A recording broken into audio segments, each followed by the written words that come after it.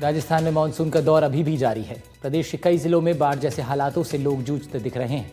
इस बीच अब प्रदेश में मौसमी बीमारियों का प्रकोप भी बढ़ने लगा।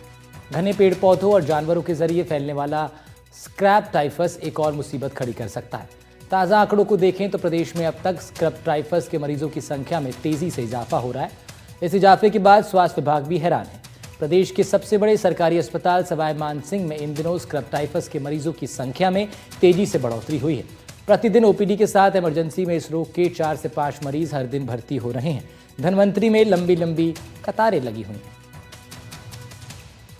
ज़्यादा आ रहे हैं जब से बारिश हुई है, और इसका मेन बचाव प्रोटेक्टिव क्लोथिंग बोलते हैं हम इसको।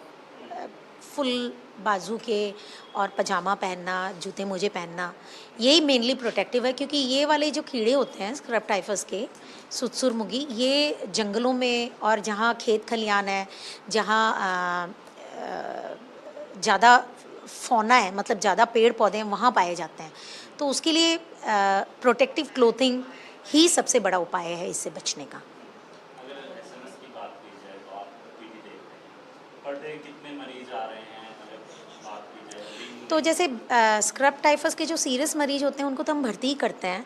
तो ऑन एन एवरेज 4-5 सीरियस मरीज ओपीडी के दौरान, मतलब हमारी 6 घंटे का स्लॉट होता है भर्ती का, उसमें आ जाता है।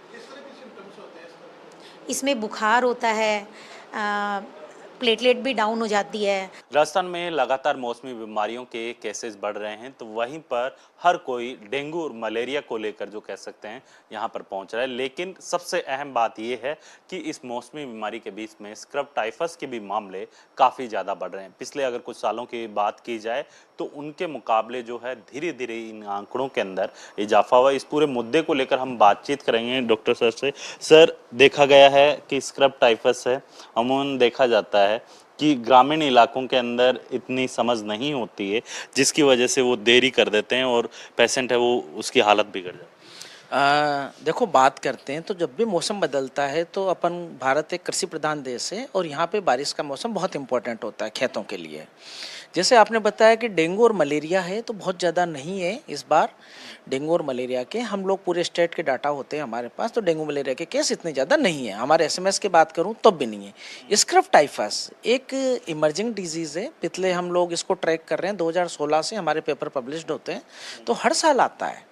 लेकिन क्या होता है, जब भारी बारिश होती है तो कुछ एरिया जो होता है जिसमें वेजिटेशन ज़्यादा होता है, वेजिटेशन का मतलब ग्रीनरी ज़्यादा होता है, तो कृषक भाई क्या करता है, वो खेत में काम करना जाना है उसको, खेती के लिए अन्नदाता होता है, और मवेशियों को चराने के लिए भी खेतों में जाते हैं।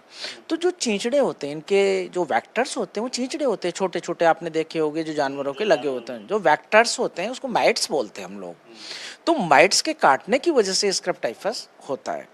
अब आप बोलोगे कि स्क्रैब टाइफस माइट के काटने से कैसे हो गया, कैसे डायरेक्ट एक चींचड़ा डायरेक्ट काट लेगा? तो ऐसा नहीं होता। क्या होता है कि जैसे ह्यूमिडिटी का मौसम है, ह्यूमिडिटी के मौसम में हमने कपड़े बाहर सुखाए या हमने खेतों में काम किया, तो चींचड़ा वो चिपक जाता है। जनरली चींचड़ा क्या होता है कि कपड़ों के माध्यम से आए, तो हमारे जो अंडर गारमेंट वाली चीज़ें, जहाँ से हम लोग अंदर के कपड़े पहनते हैं, नेकर या टी शर्ट या बनियान, वहाँ पे वो चिपक जाता है और वहाँ वो इन्फेक्शन के सोर्स छोड़ता है।